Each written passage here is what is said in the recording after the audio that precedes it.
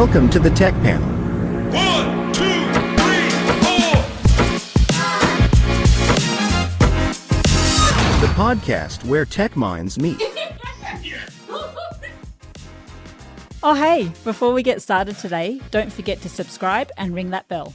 Welcome to the Tech Panel. I'm your host, James Arvin. And I'm Sarah Bowers, and this is the podcast where we dive into the cutting-edge ideas, innovations, and technologies transforming industries. Each week, we're going to sit down with the leaders and disruptors at the forefront of these changes to hear their stories, explore their vision, and uncover the challenges they're solving in real time. And today we're joined by a guest who's not just scaling companies, he's redefining industries. He's built and led many businesses, turning vision into action and action into million-dollar success stories. He's a fast-paced innovator who knows how to find opportunity, harness it, and scale it to new heights. But what drives someone with such relentless ambition? What lessons come from building success after success, and where does he see tech and people falling short? Let's find out. This is the Tech Panel. Hi, Glen. Welcome to the show. Thank you for joining us today in person. Thanks for having me, guys. Firstly, before we get into the nitty-gritty, can you tell us a little bit about your background and how you got to where you are today at the helm of Smoothlink and the other companies? Yeah, I can. So Smoothlink and the companies that have run after it, I guess, are about the 28th company that I've run. Wow. I started off, I guess, like everyone does when you first get your car and doing a mowing round and trailer and all that sort of stuff. I've done a whole bunch of things, sold businesses, bought businesses. I guess the reason I got into this is because I was into digital marketing and have a digital marketing company. A good friend of mine came to me who was in construction. He'd just bought a software called Procore. That's a construction project management software. And he had a problem because he needed to integrate the financials of Procore to his ERP system Xero, which is a pretty big Australian, predominantly Australian, New Zealand accounting software. And so I went to one of the guys who worked for me, who was a developer at the time, back-end developer, and asked him if he could build it. We built that solution. And the reason they didn't go with it effectively is there was only one other solution in the market at the time. And those guys were pretty arrogant to my friend who owned a construction company. And that's kind of how it came our way. We basically built the solution. I sold out of that digital marketing business, bought into and actually bought the developer on board and made him the CTO of the company. And he's also an owner of that company now. And we've gone into many other ventures together now. So we pretty much acquire businesses, purchase businesses, do other startups. And Smoothlink itself, the main company that we kind of started together, is now all around the world, throughout NAMA and throughout Europe, and starting to get into Saudi Arabia as well. Amazing. Tell me a little bit more about Smoothlink. When you built it, how long did it take to build? Like, was Procore, impressed with the speed in which you could just build this? Yeah, I mean, it was at the time. I mean, we didn't intend to build it to be what it is today. It was originally, we'd done other things for like connectors with SimPro, just for back-end website sort of things. So it wasn't, it was originally supposed to be just another one of those, a one-off sort of thing we did. The AE, the account executive for Procore, was the one that kind of helped us through building it. And my good friend, his construction company's CFO. So he worked with our developer and, probably took it was probably developed over sort of a 12-month period to get it down to a bit of a fine art. But what actually happened is once we had that all set up for them, the AE Procore came back to us and said, hey, look, your product's really, really good. It's more stable and reliable than the one we sell in the market. Would you guys like to commercialize it and sell it to other people? And at the time we were like, maybe, so yeah, that's pretty much where it started. We asked them how many clients they could push our way, and kind of the rest is history. Amazing. And how many have you got at the moment, client-wise? It's still growing, obviously. Yeah, so I think the last count, they Procore on their marketplace look at it as installs, and SimPro and HubSpot and some other people that we build to do, measure things differently. but there's in excess of 1,600 installs at the moment. Within a year or so. No, that's over the last sort of 4 years. 4 years, okay. Yeah. Yeah. But we're certainly the market leaders now in that space. Amazing. When we look at 1,600, I know some people may think of that as like, oh, it's only 1,600. There's probably tens of thousands of customers out there, but 1,600 is a significant share of the construction market space, especially your primary focus began in Australia. I did, yeah. And you're working in other markets abroad. So yeah, if we probably, would it be safe to assume probably 2/3 of that or 3/4 of that was Australian based? Yeah, probably. I mean, at the moment, we're probably running at about a 60-40, 40% of our revenues coming out of APAC. The rest of it's around the world. Right. So that also puts us in a different light, right? So if it's 60-40, 60 in Australia, 40 in... 40 in Australia, probably. We do 40 in more, Australia. We do more overseas than... Wow. Okay. So yeah, it's still a big share of the construction market space. Like there's not tens of thousands of construction companies over here. And, you only need a few of these to make a pretty big dent. And then now you're expanding over into the US where this is where things can really go crazy if you really start to shake things up over there for Procore side of things.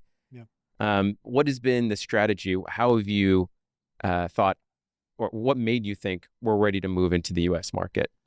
I think for us, we kind of got to a point where we were pretty comfortable. Mm-hmm. I mean, myself and the other owner of the company sort of got to we went through the hard yards like every business does, where you can't afford to pay for anything. Didn't take a wage for a couple of years, all that sort of thing. Yep. But we kind of got to a point where it was either we just stay where we are and be comfortable and do our thing, or we go global. Yep.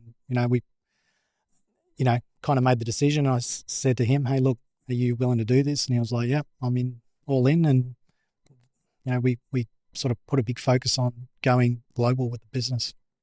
Obviously, all this boils down to right people at the right time. What gave you the confidence in knowing that you are ready from an Australian-based company to move into that side?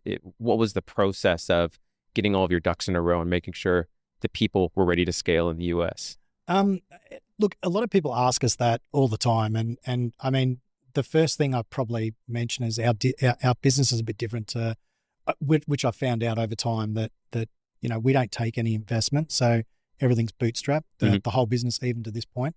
So there's a lot of interest in, VCs and people trying to get into our business because it is a very good company and a fast growing company. We sort of grow anywhere from 147 to 167% year on year, and we've constantly done that. But I guess the hardest part for us was how do we fund it? So we had to fund it off the back of the APAC sales, and then had to stretch our team. So the biggest thing was the team that we had at the time were willing to go on the adventure with us. So we had one of the guys who were trying to get somebody into Canada, and within 2 weeks he was up and going, and off he went. And we had some strategic play in that, where we strategically placed ourselves as a good option for a couple of employees from Procore and experienced people that we could leverage that overseas and get that growth as well. But it was certainly a bit of a throw it at the wall and see what sticks. But the year prior to us going global, Marlo, my business partner, and myself pretty much ran the whole clock. So that's how we did it without money. We literally did a year of answering the phones. I was the sales guy and he was the tech guy at the time. Yep. So for the first 12 months of going overseas, we'd do our Australian or do our New Zealand business, our clients. We'd answer the phone to them. 3 hours later, we were in the Australian market. We'd work the day here.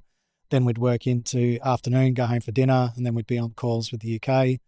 And then they'd wrap up and we'd be on calls with the US and Canada through the night, and then start again early at, 5 a.m. again. So, we probably ran a year where both of us did, very, very broken sleep for 12 months. And a lot of people always ask me, how did you do it? But at the end of the day, it was just, I don't know if you call it stupidity or what, but we didn't have the money to hire people. So we just did it ourselves. Yeah. And we're lucky enough to then bring more people on to support that from our APAC team. So.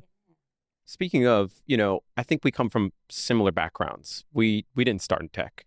Yeah. I think you had a construction background as well. Is that correct? No. So I came from the steel industry. Steel industry, right. I worked for a company called Commercial Medical Company, CMC, based out of the US. Right.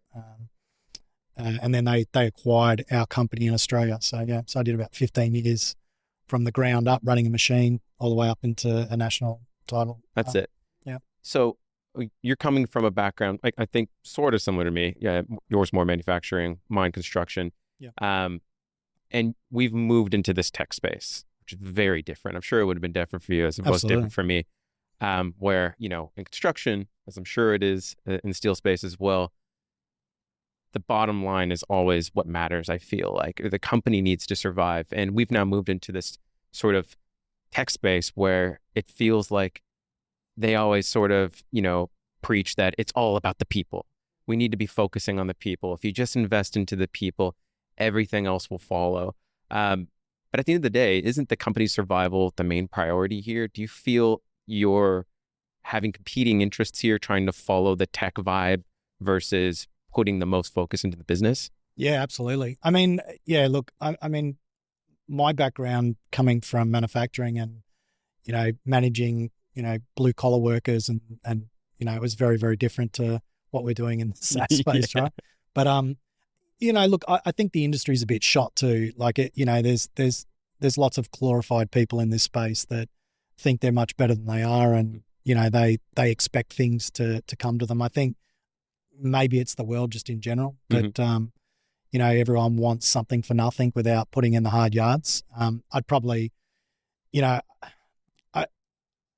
I wrote this down the other day and I was talking to one of my team about it, but it's almost like for me, people want to work for a great company and they see tech companies as great companies, right?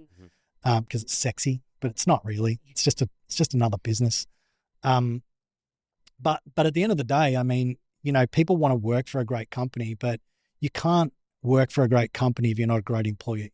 So, I'd probably tell everybody, that's listening to this or anyone that's working for a company, if you're not operating at the highest level as an employee, then you probably need to check yourself. Yep. Because you're not going to work for a great company, because a great company can't be sustainable. And we've seen this time and time again through big companies, the Salesforces of the world and big companies that go out on this limb and try to do what the world expects them to do and society expects them to do. And they end up almost tanking their companies over it. And, it really comes down to, for me, the business comes first.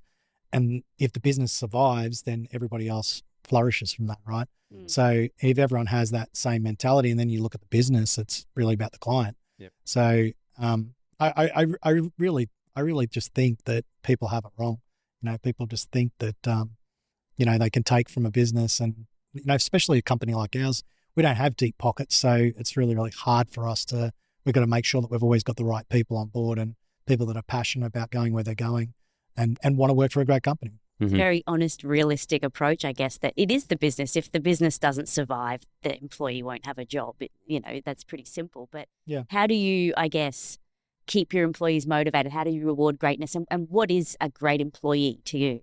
I think, I talk with people about this all the time, and it's probably a little bit, it can be taken the wrong way. But I mean, for me personally, I always say to everybody, flexibility comes from reliability. Yeah. So, if you prove to me that you're reliable, not just in turning up on time, but, the little things, right? It's as a business, you can't scale if you can't rely on your people.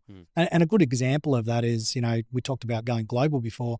I mean, two of the key players in getting us global picked up their life and moved within a week to 2 weeks, So we had the first guy that did that in Canada. And then we had one of our guys that was based out of London in our London office coming back to Australia. And one of our team in Australia, she just picked up her whole life and took off to build a team over there for us. So they've got that willingness, as well. Yeah. So, like for us, we couldn't be here where we are today if we didn't have people like that. So that to me is success, and those people will, reap the rewards of the business and how it goes. And I guess the way I deliver that is very individually. Yep. So I'm not a big believer in, a reward for everybody and everyone gets equal, because at the end of the day, reality is everyone doesn't put in equal.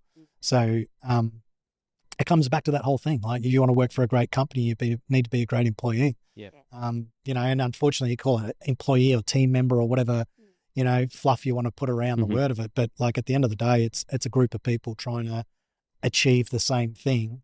And everyone needs to be passionate about it. And if you're not passionate about it, then don't do it. That's the one thing. Find your place, I guess even if you're interviewing, you can sort of see who has those spark, who has that passion. If you've got a passion and you're willing and you're a hard worker, you can kind of you can take on the roles, you can learn. Yeah. And I think that's like the big thing that I find with my industry. Absolutely. In particular, you've got to have that passion and that drive and that willingness. Yep. And then you can pick up, the individual skills that you might not have in the job.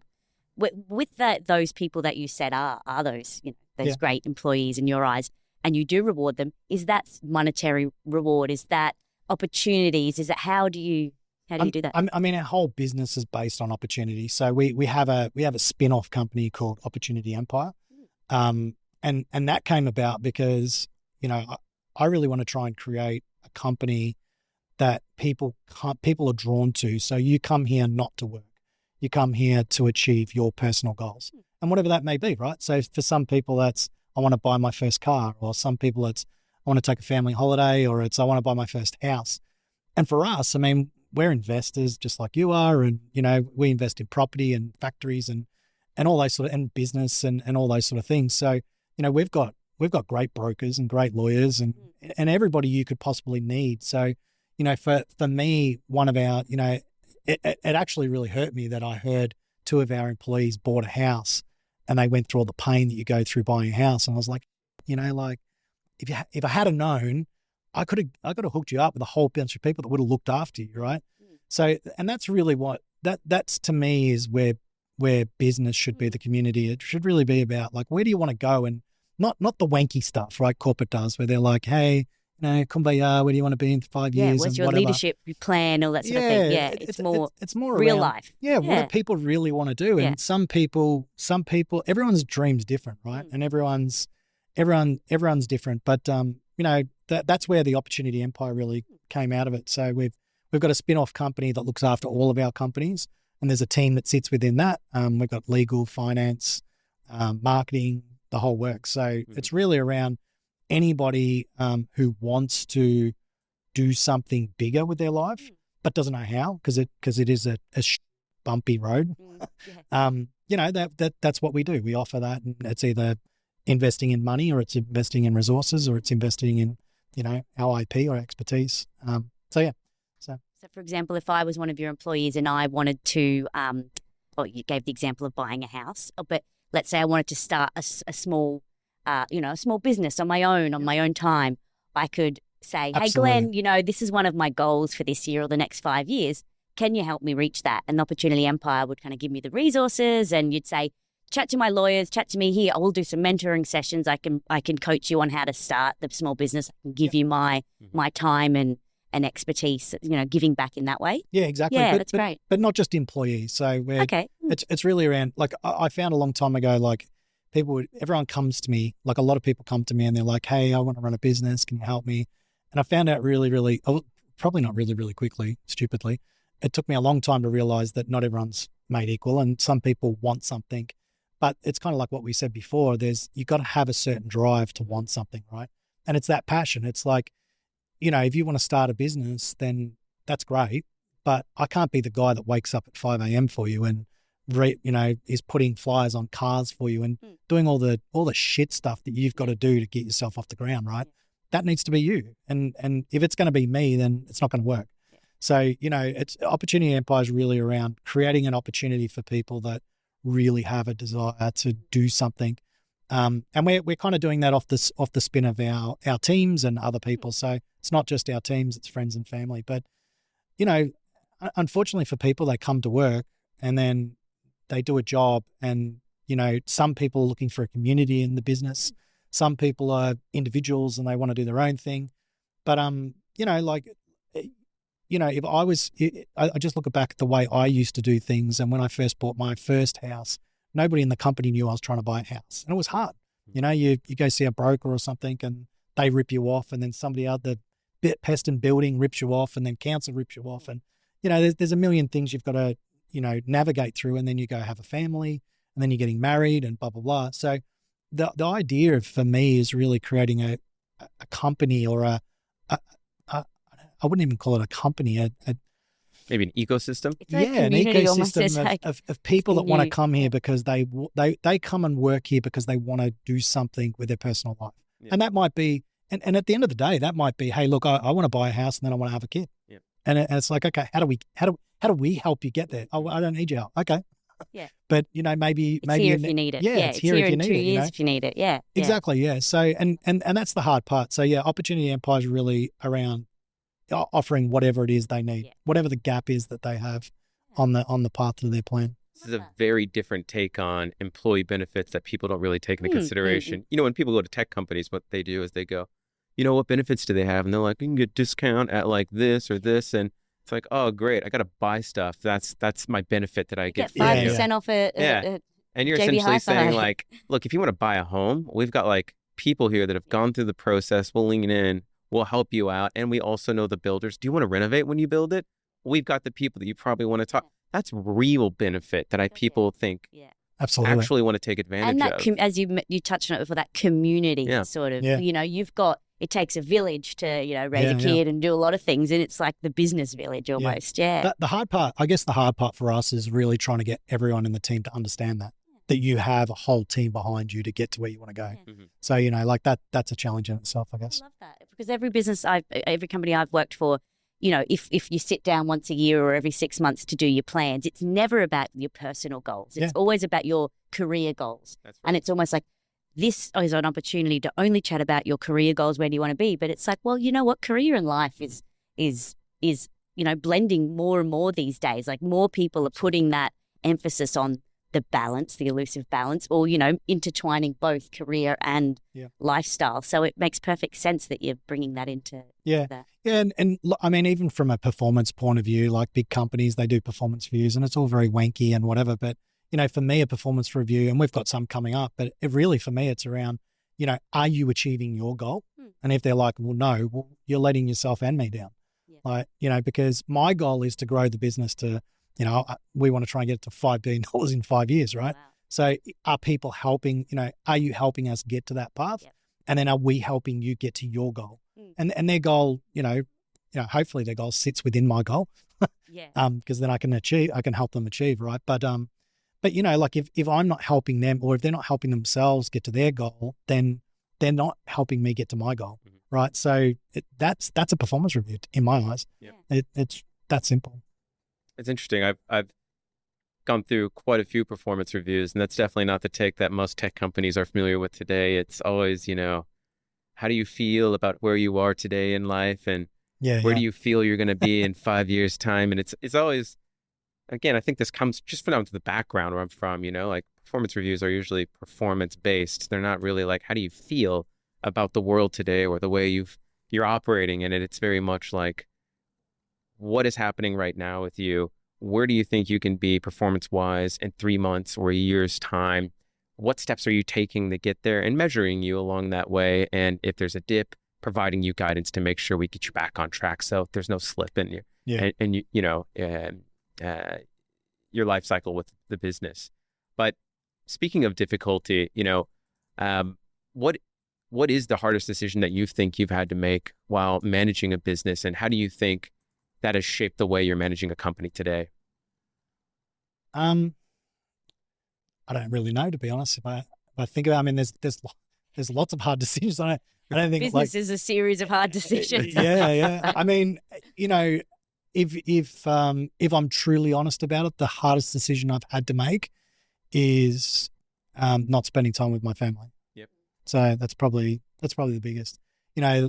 Business, unfortunately, and some people have this right, and I do what everyone else does and listen to podcasts and follow people, and it's almost like an Instagram of these guys that like, the life's perfect. We're on a boat, and I work 4 hours a day, and Tim Ferriss, 4-hour work week, and all that kind of crap is not reality if you're trying to run the business to scale the business to that point. So unfortunately, like something always gives, right? It's either your health or it's the business or it's family or whatever. And kudos to the guys that have got that right. But I feel like that's the journey is trying to get to that point. And that's probably for everyone, right? Yeah. Oh God, yeah. Yeah. It's trying to find that balance, but I don't actually think there is a No, balance. I'm No. like balance. I always do That's right. balance in this Yeah. better comments because I don't understand that word.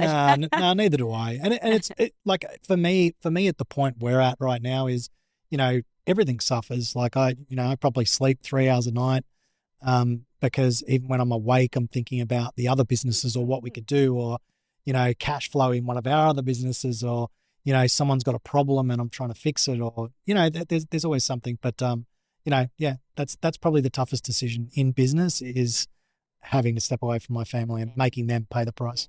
I mean, every new business owner has to put in that hard yards and that drive and be like 120, 150% in it. Yeah. You've done 28 businesses. Yeah. You've got multiple at the moment. Like how do you focus your time or energy? Probably don't. You don't. You just like scattergun. Right? No, look, I mean, I am a bit of a scattergun. I do what other people do. I try to surround myself with people that are balanced, because I'm probably not as balanced as I probably should be. But look, I mean, at the end of the day, it's really around trying to put people in place that are passionate about doing what they're doing, and hopefully they're driving in a way where I become more of a mentor to those guys. So, I mean, look, people like Elon Musk and people do it, right? So you should probably get him on the show, by the way. Yeah. But like, I mean, those guys do it, and I don't have a private jet yet to save time, but really, I guess that's probably it in my mind. It's really around trying to become more of a mentor for people and the leaders in the business, so I can help them get to where they need to be. Yeah. I think, I guess, you've got your own business goals and you're driven for that, but that other side of it where it sounds like you really, do put value on mentoring and passing your knowledge on. I think that's where that value, that payoff comes for you, I guess, is that you might not be spending as much time with your kids, but you're giving back to society and you're giving back to your employees by, feeling like there's value there and it's worth it. Yeah, absolutely. Yeah. Look, I think for me, that's, I always help people. Yeah. So, and to my detriment a lot of the time as well. Right. So, but I always just want people to do well and be able to achieve their goals. And that's where Opportunity Empire did come from as well. So there's a guy that I follow called Dan Martell. I don't know if you know Dan Martell or not. I mean, he's based out of Kelowna in Canada. And I had my EA at the time he does a hike every Tuesday with a bunch of founders, SaaS founders. And I had my EA book in and get a spot for me to do the hike. So I flew over there with my wife, went and did this hiked up the hill with these guys. And I thought I was going to get something magical out of, trying to get something out of him. He's got $100 million ARR business, or he's got a few of them, I think. And what I found when I was there is there's 40 guys hiking this hill, and, everyone, once they found out what I did and how many things I was in, I ended up talking to people and mentoring people up the hill. And then I got to the top and I didn't get to chat to him, and he was like, "Oh, we're going to catch up." And I was like, yeah. And then on the way down, I was chatting to people, and then, this guy runs on a clock, like on a dime. Like he literally does a hike with a timekeeper.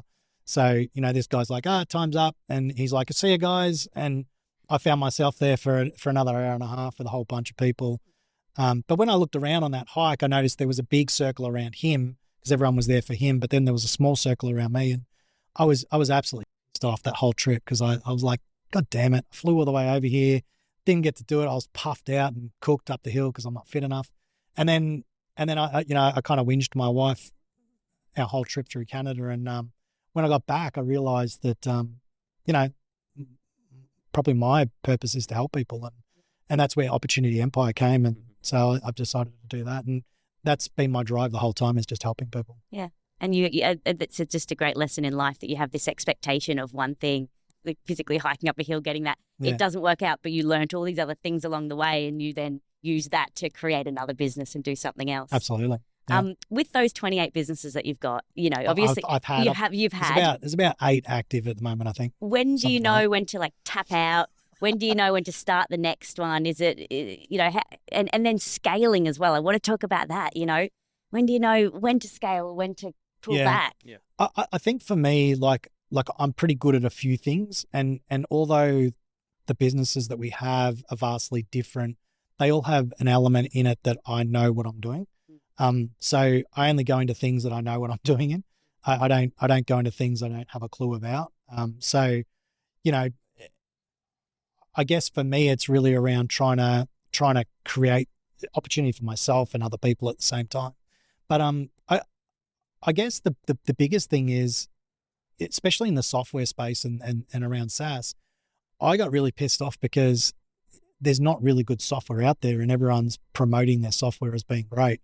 And I can truly put my hand on my heart and say that, you know, my business partner and the CTO of our companies, and he's in multiple companies with me as well. You know, he's by far, you know, he's almost like the Rain Man. I joke about the Rain Man of tech, you know, like he can count how many sticks dropped on the ground or whatever. But he's also really, really dedicated. He can do front end and back end. And he puts in probably more hours than anyone in the business alone, right? But I guess out of that, we have really, really good software, and everything comes back to us. The market tells us that, our clients tell us that. And for me, it really frustrates me that there's really shitty software out there, and people take a lot of money, then they get seed money, investment money, and then they use other people's money to build shitty software until they get it right. And then they get it right, and then they start paying back people, right? And that really frustrates me. So when I get frustrated like that, I usually start another company and try to create a solution out of it. So that's pretty much where they've all come from. Yeah, just that frustration, that Absolutely. need for like, this doesn't work, I'm going to build it better, and I want to do that. Yeah, I think for most, I dare say that most founders out there have founded their company out of a problem they've had. I would dare say most of them. Yeah. You know, because that's usually what happens, right? You get frustrated because you can't find the solution to the problem you have, and you know, if you've got the means to be able to build it, then you might as well just go build it. When has that backfired? That would have backfired a few times at all, or when has scaling backfired? Like, you know, is there a point where you go, we just leave it where it is, it's doing well, but there's always seems to be this glorified, I guess, idea of you've got to scale up, you've got to get bigger, you got to scale. It's like, it could just be perfect where it is. Like, yeah, I don't think anything's perfect where it is. You know, maybe I'm wrong, but I think if you, you know, I know Tony Robbins says that if you're not moving forward, you're dying, right? Yeah. So that's my kind of philosophy. But I think we're both the sort of people that are always moving, driving, moving. Well, I think you've got to be. I mean, like we scale, but you know, we scale because there's opportunity to scale. And I think if we sat still, then we'd get eaten up. I mean, our competitors are exactly like that. They sit stagnant, they take dividends, and everybody's happy, living their weekends, and we're churning and moving forward and creating great things in the world, right? But if we didn't do that, then, you know, if you sit still too long, I guess then you've got the risk of being eaten up, right? So it's probably no different to this industry. Like, I mean, you know, like I'm under no illusions that this, you know, building integrations and middleware won't look like it is in 5 years. And, you know, people are paying thousands for a connection between two software endpoints. Like, if the industry is doing that in 5 years, they should shoot themselves. Like, it's ridiculous. Like, you know, we should be, especially with AI and things like that, it's got to move, right? So because of that, you've got to move as a business, or you kind of get eaten up. So I guess when people say scale, some people are scaling just to survive, and some people are scaling purposely. There's a couple of other things happen there with scaling perspective as well. You know, I've worked in tech companies where they take investment and they have to scale or the company just dies. They're told 30% growth every single year must be maintained, which is silly. Yeah. Because the market is not growing 30% every single year. And it almost feels like it's eating its own, like the snake eating its own tail, consuming itself. But you also spoke about some of these companies, right? Some of the ones that are driving you, the fact that they just provide such subpar service. I'm a little bit curious here. Like, do any come to mind? Like, who in particular out there like got you started on this journey? That's just what is the bad software? Yeah. Let's name and shame them. Do they still exist today? Could this be a new segment? Name and shame. What's the worst stuff you've used? Look, I think there's a few come to mind, but given the position, our position in the market, is probably not smart or advisable for me to name them. But I will say this, that those companies will end up tanking anyway, right? And to your point, the guys that are, taking investment and it's almost like a deal with the devil. Yeah. Right. The second you take that money, you either, unless you're taking it for the point of an exit, and that's what a lot of people create companies for, right? I mean, that's the wrong reason to create a company. Yeah. I'm creating a company because I'm going to exit it in 5 years' time, and that's my exit strategy is this, blah blah blah blah blah. Well, you're not really thinking about the real client, are you, or the end use?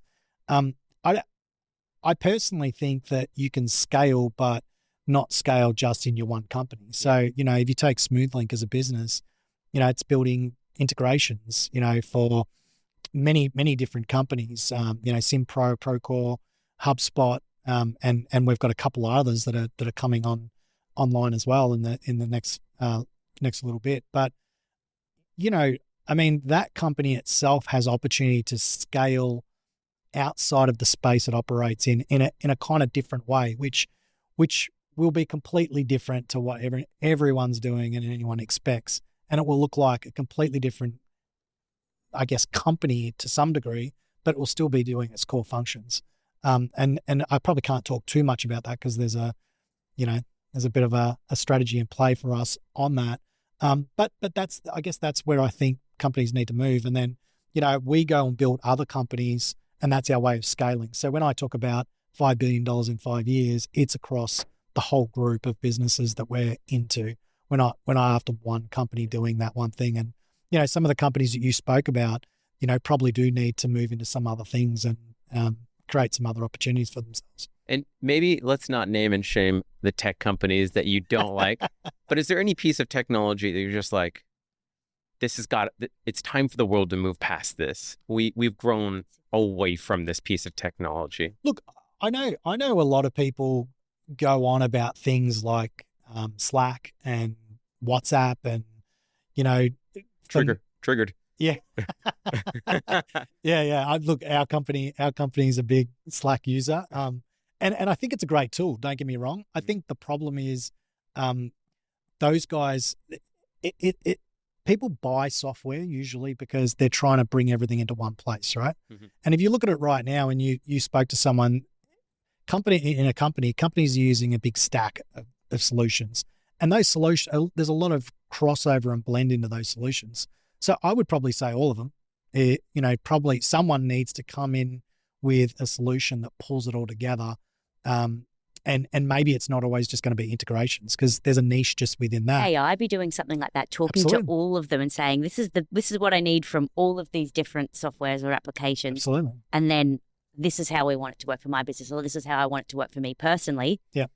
Build that, do that for me. Yeah. They can kind of almost build it real time. I would probably say, Arvin, like that any company where you've got to log into them to operate your business is probably doing things wrong. Because if you've got to log in, that means you've got multiple logins across multiple platforms. And as soon as you do that, you'll open up the opportunity to have error in your business and miss something. So, companies really should be trying to really be embedding themselves properly in a user's, life, I guess. So I would probably say there's lots of them. Who's doing this really well? Yeah. China. Yeah. Have you heard of WeChat? Oh, yeah, no, WeChat. Yeah. Yeah. It's like, isn't that what sort of Elon Musk was like, I'm going to buy Twitter, make X this super app, almost like what WeChat is in China. Like WeChat's like the everything. It's everything that I think, I honestly, I'm so sad that we live in a Western civilization. We don't have anything even remotely close to a WeChat. Yeah, I don't know if you want the government control. You don't need a government version one, right? That's the difference between theirs. That's why it's just one, because it's like, ooh. But it'd be so amazing. You're right. If someone just started with, we don't actually have anything. We have the core that everything will build off of the back of. Yep. Feel free to build into it. Yep. And then everyone builds around that. And now everything's communicating. Like I saw a video. I think what it was is this old lady wakes up and she checks her WeChat and it's all of her messages. And it's not like emails or here and there's instant messages here and then other different platforms, text messaging there. It's just your messages. Yeah. Oh my God, how good is that? It's just one place you go to find messages. Then when she's done there, she's like, okay, I need to get breakfast. And she clicks a button. It's like the restaurant that's right next to her, and it shows all the breakfast options there because they're all connected into the system as well. Absolutely. And then when she wants groceries, it's like, click the grocery button on it, and it shows all the groceries that she's purchased before. It just does everything that you need. You Yeah. don't have to have a login for a billion different things and learn how that app works or this one works. It's Yeah. all just WeChat. Yeah. And that's what we should, I believe that's what we should be aiming for. Yeah. You know, like, I mean, you know, we've got a motto that's simplify life in our businesses, all of our businesses, because at the end of the day, that's what we're all trying to do, right? Yeah. Just simple. And I feel like our lives, everyone bangs on about technology and SaaS and blah, blah, blah, but we've made shit more complicated than it ever was. You Yeah. know? So, you know, something like that would be great. I mean, you obviously got the control issues and Don't worry about all that those little- things to get Yeah. around, Yeah. but yeah. Yeah. But yeah, that's interesting. Well, I thought that's what X was going to be. Like he wanted to make this super app, but then, and it's banking, it's everything. You Yeah. know, it was going to be everything in one. But again, I'm like, yeah, I got trust issues. Yeah. I don't know if I want my one app with knowing everything. him, he's already built it. It's Yeah, just in the exactly. background I don't somewhere. know if I X trust is just it. yeah. So I'm more like, I'll get AI to build something for me that connects with all the apps and the software that I already like to use, and then I can streamline my life personally for me. I mean, That's my thing. even AI is a bit of a trap if you think Oh, about God, it. I yeah, mean, yeah. so many people are relying on AI to do everything now. Yeah. And it's cool, right? You can do a marketing plan.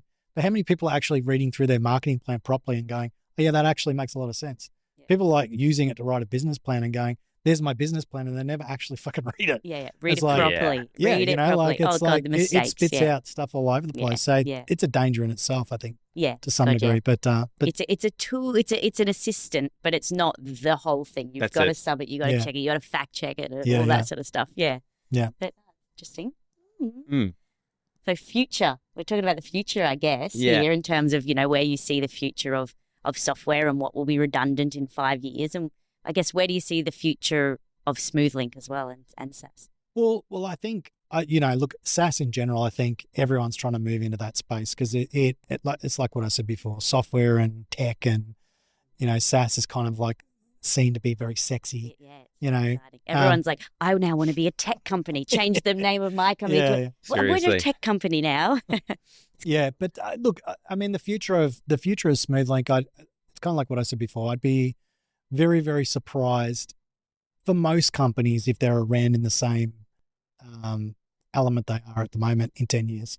And if you're a company and you're not already thinking about how you adapt and change to things like AI as well, right, then you're just going to get eaten up. So I think personally that AI will probably eat up a lot of business, and because I think everyone's been on a really cruisy wave the last few years around tech, where you just create something in tech and boom, you're like a superstar, right? But with AI coming into play, if you're not a good businessman or businesswoman or whatever, you're not going to be able to survive. And at the end of the day, software companies are just businesses. The software we sell is no different to a manufacturing plant or a construction site. We've all got the same problems, and we're all using technology to do it, right? So I think that's a bit of a problem that's happening. There's a lot of techie kind of people and developers who can build something really good and then go run a business, and it ends up failing for them because they're not going to be able to adapt with it. I am curious as well about the whole, I guess, you used the word of making life simpler, that using technology to make life simpler. I see a lot of businesses trying to use technology to make things more efficient and just drive this like efficiency train. Yeah. And, more businesses are like, let's get more efficient. Let's get more out of our workers. Let's do this. Is that the right direction, or is that going to cause, I don't know, a train crash? Is it, what do you think of this? I just feel like there's just this efficiency push, and I don't always know if that's the best way to do business or life. Do things have to always be the quickest, the most efficient? Where is it, or is it good because then you open up opportunity for creativity and other things? Yeah, look, I don't know. I mean, I don't know what the answer is there, but I mean, for me, efficiency is good because I come from a manufacturing background. So everything was about lean manufacturing and Six Sigma and all that sort of stuff, right? Which, funnily enough, all my businesses don't do any of that stuff. So there's your answer probably right there, right? But but I do think efficiency plays a place. But I do feel like that people get it wrong as well. Is, you know, the pendulum always swings, right? Where I think we're at a point right now where we're coming back to where people want a conversation again. And you know, we spoke about this in the past before as well, is like too many people will divert to a chat bot or an email and not a phone call. Yep. And sometimes, you know, you talk about efficiency and people are like, well, just make it where no one has to talk to you. But efficiency is sometimes picking up the phone and resolving the problem straight away, right? Yeah, I get way more done with a phone call or in person. right. Yeah. We brainstorm something and it's fixed. It's solved. Yes. Yeah. So you know, maybe that will come to a place where the AI plays a role in that, and AI is having those conversations because you won't be able to tell the difference. I don't know. But yeah, look, I do believe in efficiency to some degree, but I also believe in you know, collaboration and that sort of thing. I think that's really important as well. Do you think that has to do, how do I phrase this? Would I be right in assuming from your perspective that you think the younger generation is more apt to be doing things like messaging versus picking up a phone? Yeah, of course. I mean, you know, I'm certainly under no illusion that I'm 46 or something at the moment, right? So I'm under no illusion that eventually, you know, a lot of the people, especially in the space we play in construction, a lot of the guys we're dealing with and girls are around my era. So phone calls are king in that space, right? Because that's how they want to do business. But, you know, you'd be a fool to believe that if our business, you know, we talked about where's Smoothlink going to be in 5-10 years, it's going to have to merge into that, the realms of like what my kids are, where they don't talk to anyone and they expect to order their meal without talking to someone. And I mean, you see it even in the McDonald's around the world. They're even pushing you to not even talk to anyone anymore. The girl at the drive-thru doesn't even talk to you anymore. She just waves you and like says, pay. Not me. I'm old lover chat over here. I'm like, how's your morning going? Yeah, I've been in the car with you. I want my food, Sarah. I've been home with the kids and working from home all day for last week. Haven't seen anyone. Can I just talk to you? Yeah. But yeah, look, I mean, you know, maybe that won't come through business. Maybe that community and that need for human interaction will come through, I don't know, different communities or different activities will come out of that. And I don't know what the world would look like at that point, but I imagine that the new generation is going to certainly turn everything upside down on that. And, you know, they'll probably be very efficient. Yeah. I feel I have this, I've always like think existentially, but I remember when I was working in the tourism industry and producing travel shows, you know, when internet first sort of all started, it was like, oh, we have to make sure that we've got TVs connected to everything. We've got Wi-Fi, and that was like the big selling point. Yeah. And then now it's like you do the digital detox. So you go to the retreat, there's zero technology. And that's the selling point, is that it's zero tech. Yeah. You know, so it's almost flipped to go from, you know, we need to make sure we've got everything in the hotel rooms and at the retreat. And now it's like you come and get away from it all. Absolutely. I always wonder whether, you know, that the generation growing up with it's going to kind of push back or say, we don't want it, we're over it, we just want the, you know, maybe, I don't know what it is. I just am always thinking about that. You don't see it now. I didn't see it now, but I do wonder. I think that stuff happens because we grew up and we romanticized what the past was before we were addicted to these phones. But these kids are growing up, we're like, this is the most important phase of their life, is being on social media. But and stuff. now it's you can see the dark side of it. You know, now that's coming to light, and it's not causing positive, you know, interactions. It's bullying. It's all that sort of stuff. The bans will be happening. Will they retreat back to maybe using it for the efficiency, just the simple part of life? But it's not going to be a novelty. It's not going to be like this obsession that we've all got with it. I think maybe the world might look like you'll put on your goggles in the morning for that generation.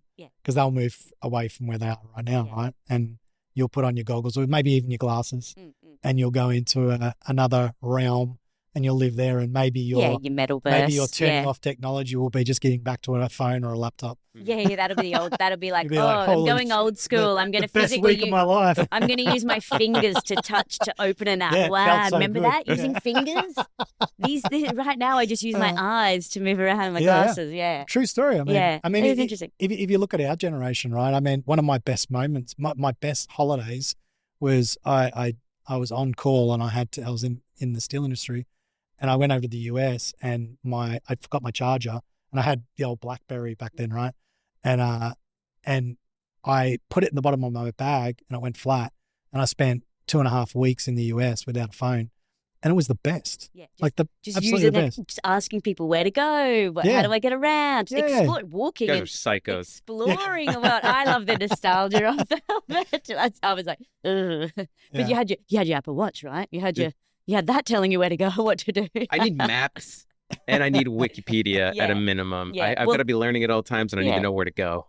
I think I like, well, I drive a Tesla at the moment, and I'm now reliant on it. So when I go back into another vehicle, drive my mum's Hyundai, I cannot drive it on a highway because it doesn't auto drive. doesn't do everything for me. I'm just can't sleep in it. I can't do my no, not What that I a do wasteful car. that. Yeah, but it's just, you know what I mean. I'm just so reliant on it now, but it's not a cool gadget anymore. It's just like it does its thing, and I'm so reliant on it, and I feel like it's not like I'm using tech. I don't feel it's just a part of life. It's very easy and simple. It's not distracting like a phone or some obsession, you know. Have you ever had a sleep in it while it's driving? I haven't had a sleep in it, no.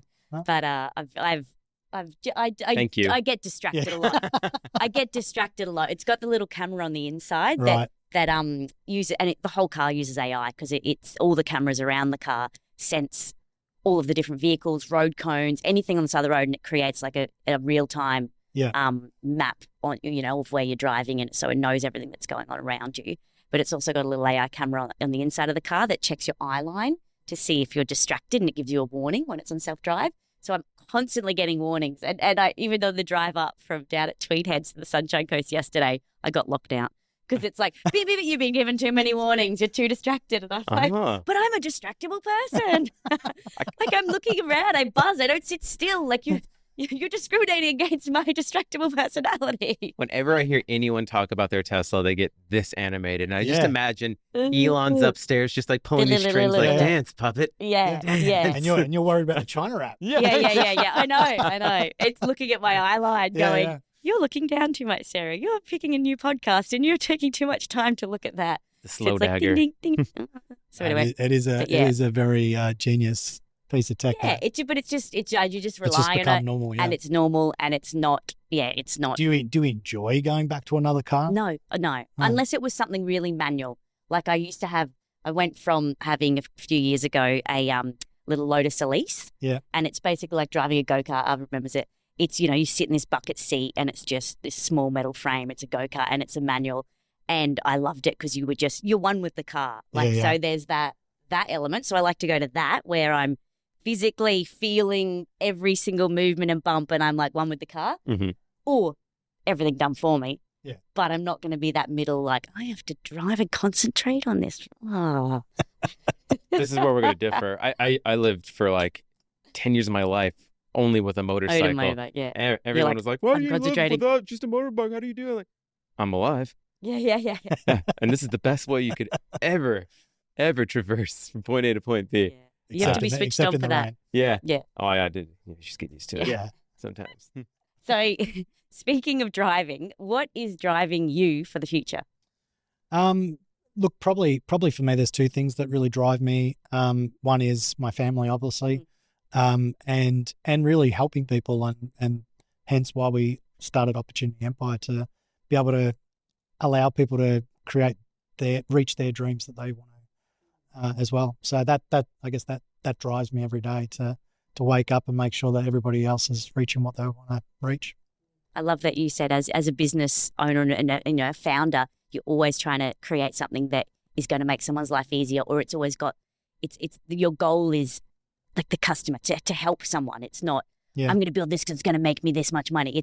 It's I want to create this to help people. Yeah. I think too many companies, they, especially in the software space, they create a round peg and there's a square hole, and they're going to make it fit no matter what happens. Yeah. And that just doesn't benefit the user. So, I think those guys should probably just get out of the market and move on and let people that are willing to help people actually help. I love that advice, and I love that it's come from someone who's founded 28 companies, so I trust your advice. I will take that advice. Not all successful. Yeah, but it's good. But that's great. But even the non-successful ones, you learn. Like, that's absolutely. great. Yeah. I want to learn from someone who's had 28 companies and knows what makes them not successful and learns from that and keeps going. Doesn't just go, I had 2, didn't work. I'm scared. I'm not doing anything else. You know, You'd be I a Trump supporter in the U.S. No, Trump.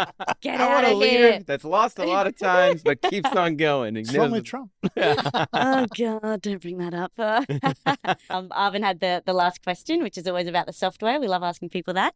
Is there any piece of technology that you use on a day-to-day basis that you either can't live without or you wish every other business was using today?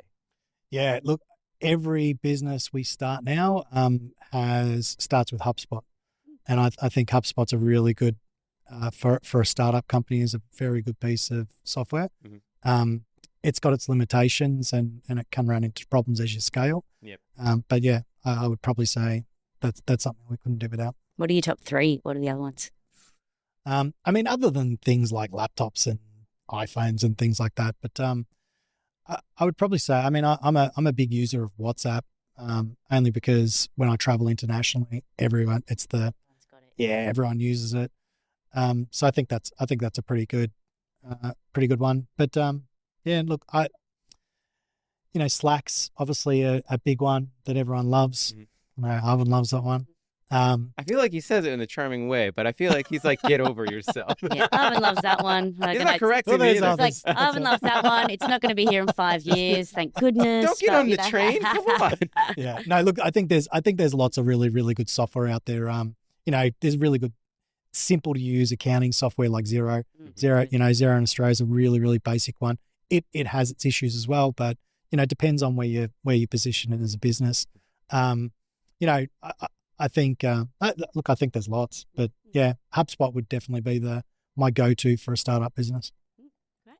But look, I know we've had you for an hour here, and it's been absolutely fun, just wonderful conversation, and I'd love to continue this. I think there's so many other things. I think we're going to do a part 2. Yeah, I'd planned to ask you, but we don't have infinite time, do we? And I'm sure you've got a business you got to run, or 8 others, that is. But I want to thank you. Why don't you take a moment to just sort of do a plug, tell the audience where they can find you, where they can find the business and more. Yeah. So Glen Davis, I'm on LinkedIn. You can find me there. The main company we have is Smoothlink, smoothlink.net. You can reach out to any of our team, and we can help you out. Thank you. Well, thank you for your time, Glenn. It's been Thanks wonderful chatting with you. We'll chat to you soon, hopefully. Excellent. Thanks, guys. Circle back and do this again. Cheers. Catch ya. Megan, don't forget to subscribe and hit that bell, and we'll see you in the next episode. Thanks for tuning in to the Tech Panel. If you like what you heard, make sure to subscribe on YouTube and follow us on TikTok, Instagram, Facebook, and LinkedIn to stay connected. A big thank you to our major sponsor, TraffTrack, for powering today's episode, and join us again on the next episode of the Tech Panel, where tech minds meet.